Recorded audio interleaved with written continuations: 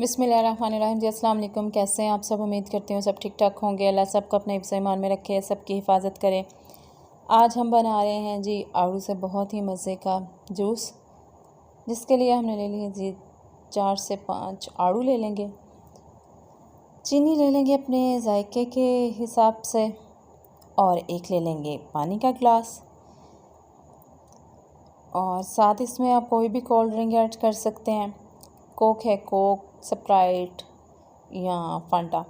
ज़्यादा जो है जो अच्छा, बहुत ज़्यादा अच्छा बनता है वो जो है स्प्राइट के साथ बनता है। मेरे पास जो है टाइम काफ़ी हो चुका था, इस टाइम गेस्ट आ गए और मेरे पास जो था स्प्राइट या जो थी वो फांटा अवेलेबल नहीं थी, तो फिर मैंने जो है कोक की बोतल जो है अंदर ऐड कर दी, तो उससे भी जो है बहुत ही